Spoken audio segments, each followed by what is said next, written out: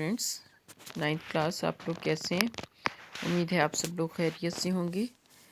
9th class ہم لوگوں نے چیپٹر 3 شروع کیا ہوا ہے، جس کا ٹاپک ہے زمین اور ماحول۔ اس چیپٹر کا عنوان ہے زمین اور ماحول۔ اس میں ہم لوگوں نے آج ٹاپک کرنا ہے بیٹے پاکستان کے بڑے گلیشیئرز۔ تو اس میں ہم لوگ دیکھیں گے سب سے پہلے کہ گلیشیئر کس کو کہتے ہیں، اور گلیشیئرز کی ہمارے ملک میں کتنے بڑے بڑے گلیشیئرز کتنے ہیں، ان کے نام کیا ہیں اور کہاں موجود ہیں، ان گلیشیئرز کی اہمیت کیا ہے۔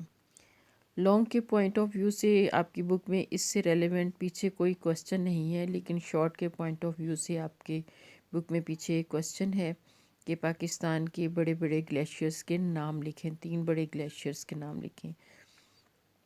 تو یہ شارٹ کے پوائنٹ آف ویو سے آپ یاد کر لیں، اس میں سے کوئی سا بھی شارٹ کوسچن آ سکتا ہے۔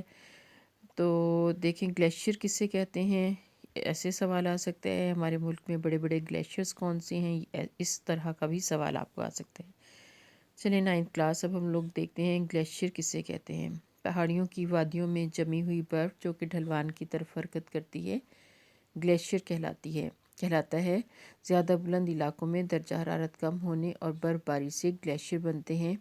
مسلسل برف کے جمع ہونے سے نیچے والی برف سخت ہو جاتی ہے اور کم بلندی کی طرف سرکنا شروع کر دیتی ہے، جس سے گلیشیئر حرکت کرتا ہے۔ پاکستان نیم ہاری آب و ہوا کے خطے میں واقع ہے، جہاں عام طور پر زیادہ سردی اور بارش نہیں ہوتی، لیکن پاکستان کے شمال اور شمال مشرقی علاقے ہمالیہ، قراقرم اور ہندوکش جیسے دنیا کے بلند ترین پہاڑوں پر مشتمل ہیں، تمام سال برف سے ڈھکے رہتے ہیں۔ ان پہاڑی سلسلوں میں دنیا کے بڑے بڑے گلیشیئرز موجود ہیں، جن میں سیاچن، بولتورو، بیافو، بتورا اور ہسپر وغیرہ چند بڑے گلیشیئرز ہیں۔ اب ہم ان کی ڈیٹیل دیکھتے ہیں۔ نمبر 1 ہے اس میں سیاچن گلیشیئر۔ سیاچن بلتی زبان کا لفظ ہے، جس کے معنی جنگلی گلاب کے ہیں۔ اس گلیشیئر پر یہ پودا زیادہ اگتا ہے، اس لیے بلتی لوگ اسے سیاچن کہتے ہیں۔ اس کی لمبائی 70 کلومیٹر ہے۔ یہ سلسلہ کوہ قراقرم میں واقع ہے۔ نمبر 2 پہ ہے بالتورو گلیشیئر۔ بالتورو گلیشیئر بلتستان میں واقع ہے۔ اس کی لمبائی 62 کلومیٹر ہے۔ مشہور زمانہ کیٹو پہاڑ بھی اسی گلیشیئر میں واقع ہے۔ برالدو کا دریا اسی گلیشیئر سے نکلتا ہے، جو دریائے سندھ میں گرتا ہے۔ سکردو شہر سے اس گلیشیئر تک رسائی کی جا سکتی ہے۔ نمبر 3 ہے بتورا گلیشیئر۔ بتورا گلیشیئر 54 کلومیٹر لمبا ہے۔ یہ وادی گوجل گلگت بلتستان میں واقع ہے۔ نمبر 4 پہ ہے بیافو گلیشیئر۔ بیافو گلیشیئر قراقرم کے پہاڑوں میں واقع ہے۔ اس کی لمبائی 63 کلومیٹر ہے۔ یہ ہسپر گلیشیئر سے ملتا ہے، جو کہ وادی ہنزا میں واقع ہے۔ لاسٹ ہے ہسپر گلیشیئر۔ ہسپر گلیشیئر پاکستان کے شمالی علاقے بلتستان میں واقع ہے۔ یہ گلیشیئر 49 کلومیٹر لمبا ہے۔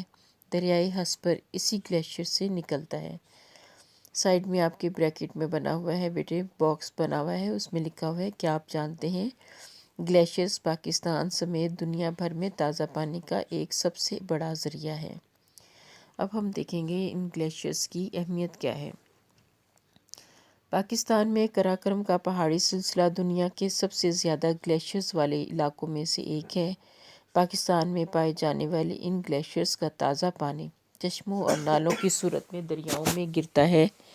پاکستان میں بہنے والے دریا انہی گلیشیئرز کی مرہون منت ہیں۔ اس کے علاوہ گلیشیئرز کے ٹوٹنے پھوٹنے کی وجہ سے ان پہاڑی سلسلوں میں کئی تازہ پانی کی جھیلیں بھی وجود میں آ گئی ہیں، جو کہ مقامی آبادی کی پانی کی ضروریات کو پورا کرتی ہیں۔ ان جھیلوں میں یہاں سیف الملوک، شندور اور ست پارہ اہم حیثیت کی حامل ہیں۔ یہاں پہ آپ کو شارٹ کوسچن آ جائے گا، جھیلوں کے نام لکھیں۔ جیسا کہ میں نے بھی بتایا ہے، سیف الملوک ہے، شندور ہے اور ست پارہ ہے۔ ان جھیلوں کی موجودگی کی وجہ سے اس علاقے کی خوبصورتی میں بہت زیادہ اضافہ ہو گیا ہے، جس کی وجہ سے یہ علاقے سیاحت کے لیے بہت مشہور ہیں۔ اس کے علاوہ یہ جھیلیں اس علاقے میں موجود آبی حیات کی پرورش کے لیے بھی مددگار ثابت ہوتی ہیں۔ نیکسٹ ہمارا ٹاپک ہے بیٹے آج جنگلات۔ سب سے پہلے ہم دیکھیں گے جنگلات کی کتنی اقسام ہیں، پھر ہم دیکھیں گے جنگلات کی اہمیت کو، جنگلات کے فوائد کو دیکھیں گے، اور لاسٹ پہ ہم لوگ دیکھیں گے جنگلات کے تحفظ کے لیے حکومتی اقدامات کیا ہیں۔ جنگلات کی اقسام کون کون سی ہیں؟ پاکستان کی آب و ہوا میں فرق کی وجہ سے یہاں درج ذیل مختلف اقسام کے جنگلات پائے جاتے ہیں۔ نمبر 1 ہے پاکستان کے کچھ شمالی اور شمال مغربی علاقوں میں اوسطاً بارش دوسرے علاقوں کی نسبت زیادہ ہوتی ہے۔ ان علاقوں میں مری، ایبٹ آباد، مانسہرہ، چترال، سوات اور دیر وغیرہ شامل ہیں۔ شمالی اور شمال مغربی علاقوں میں سدا بہار جنگلات پائے جاتے ہیں، جن میں دیودار، کیل، پڑتل، صنوبر، شاہ بلوط، اخروٹ اور کاٹھ کے درخت اہم ہیں۔ ان درختوں سے اعلیٰ قسم کی لکڑی اور میوہ جات وغیرہ حاصل ہوتے ہیں۔ نمبر 2 پہ ہے پہاڑی دامنی علاقوں کے جنگلات۔ پہاڑی دامنی علاقوں میں زیادہ تر پھلاحی، کاہو، جن، بیر، توت اور سنبل کے درخت ملتے ہیں، جن میں پشاور، مردان، کوہاٹ، اٹک، راولپنڈی، جہلم اور گجرات کے اضلاع شامل ہیں۔ ساتھ ہی بیٹے باکس میں بنا ہوا ہے، اس میں لکھا ہوا ہے کہ خط استوا کے قریب دنیا کے گھنے ترین جنگلات پائے جاتے ہیں، جنہیں روف گارڈنز کہا جاتا ہے۔ نیکسٹ ہم دیکھیں گے صوبہ بلوچستان کے جنگلات۔ صوبہ بلوچستان میں کوئٹہ اور کلات ڈویژن میں زیادہ تر خاردار جھاڑیوں کے علاوہ ماضو اور چلغوزہ، توت اور پاپلر کے درخت پائے جاتے ہیں۔ نمبر 4 پہ ہے میدانی علاقوں کے جنگلات۔ میدانی علاقوں میں دریائی وادیوں میں کچھ جنگلات موجود ہیں، جن میں شیشم، پاپلر، شہتوت، سنبل، جامن، دھریک اور سفیدے وغیرہ کے درخت ملتے ہیں۔ ان علاقوں میں چھانگا مانگا، چیچا وطنی، ٹوبا ٹیک سنگھ، چھورکوٹ، بہاول پور، تونسا، سکھر، کوٹری اور گدو شامل ہیں۔ اب ہم دیکھیں گے 10 کلاس جنگلات کی اقسام کے بعد جنگلات کی اہمیت یا جنگلات کے فوائد کیا ہیں۔ نمبر 1 ہم اس کی ہیڈنگ بنائیں گے مٹی کا کٹاؤ، کہ شمالی پہاڑی علاقوں میں زیادہ بارش ہوتی ہے، جس سے پہاڑی ڈھلوانوں سے پانی بہتا ہوا دریاؤں میں گرتا ہے۔ جنگلات کا ڈھلوانوں پر ہونا پانی کے تیز بہاؤ میں آڑے آتا ہے، جس سے نہ صرف مٹی کا کٹاؤ رک جاتا ہے بلکہ پانی کی رفتار بھی کم ہو جاتی ہے۔ نمبر 2 پہ ہم لوگ ہیڈنگ بنائیں گے توانائی کا حصول۔ پاکستان میں توانائی کے وسائل کم ہیں، لہٰذا جنگلات کی لکڑی کوئلے کی کمی کو دور کرتی ہے۔ یہ لکڑی جلانے یا توانائی حاصل کرنے کے لیے استعمال ہوتی ہے۔ نمبر 3 پہ ہم دیکھیں گے فرنیچر میں استعمال۔ جنگلات سے حاصل کردہ لکڑی فرنیچر اور دوسری اشیاء بنانے کے کام آتی ہے، لہٰذا جنگلات ملک کی تجارت میں اہمیت رکھتے ہیں۔ نمبر 4 پہ ہم دیکھیں گے خوشگوار آب و ہوا۔ جنگلات کسی بھی علاقے کی آب و ہوا کو خوشگوار بنا دیتے ہیں، درجہ حرارت کی شدت کو کم کر دیتے ہیں۔ جنگلات ماحولیاتی آلودگیوں خصوصاً اسموگ کو کم کرنے میں مددگار ثابت ہوتے ہیں۔ نمبر 5 پہ ہے جنگلات بارش برسانے کا باعث بنتے ہیں۔ جنگلات کافی حد تک بارش برسانے کا باعث بھی بنتے ہیں، کیونکہ ان کی موجودگی سے ہوا میں آبی بخارات کی تعداد میں اضافہ ہو جاتا ہے، جو بارش کا باعث بنتے ہیں۔ نمبر 6 پہ ہے زمین کی زرخیزی۔ درخت کی جڑیں مٹی کو آپس میں جکڑے رکھتی ہیں، جس سے پانی کے بہاؤ سے زرخیز مٹی اپنی جگہ پر موجود رہتی ہے۔ اس طرح زمین کی زرخیزی قائم رہتی ہے۔ نمبر 7 پہ ہم لوگ دیکھیں گے ڈیم اور مصنوعی جھیلیں۔ جنگلات کے نہ ہونے سے دریا اپنے ساتھ مٹی اور ریت کی بڑی مقدار بہا لے جاتے ہیں، جس سے ہمارے ڈیم اور مصنوعی جھیلیں بھر سکتی ہیں اور ہمارے پن بجلی کے منصوبے تباہ و برباد ہو سکتے ہیں۔ نمبر 8 پہ ہے سیم و تھور کا خاتمہ۔ سیم و تھور کا خاتمہ جنگلات جو ہیں وہ سیم تھور زدہ علاقوں میں بہت کارآمد ثابت ہوتے ہیں، کیونکہ یہ زمین سے پانی جذب کر لیتے ہیں، جس سے زیر زمین پانی کی مقدار کم ہو جاتی ہے اور اس کی سطح نیچے چلی جاتی ہے۔ نمبر 9 پہ پوائنٹ ہے ادویات میں استعمال۔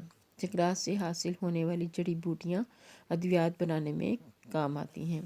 نمبر 10 پہ ہم ہیڈنگ دیں گے سیاحت کو فروغ۔ جنگلات سیاحت کو فروغ دیتے ہیں۔ پاکستان کے بہت سے شمالی اور شمال مغربی پہاڑی مقامات ایسے ہیں جو جنگلات کی وجہ سے صحت افزا ہیں۔ नंबर 11 पॉइंट है जंगली हयात के लिए फ़ायदा मंद। जंगलात जंगली हयात के लिए यानी चरिंद परिंद के लिए बहुत ज़रूरी हैं। नेक्स्ट हमारा पॉइंट है 12। उसमें हम लोग देखेंगे कि जंगलात हमारे मुख्तलिफ़ अक़साम के फल और जानवरों को चारा मुहैया करते हैं। नंबर 13 की हेडिंग हम देंगे मईशत में अहम किरदार। जंगलात पाकिस्तान की मईशत में अहम किरदार अदा करते हैं। लाखों अफराद का रोज़गार जंगलात से जुड़ा हुआ है। नंबर 14 पे हम देखेंगे सनत में अहम किरदार।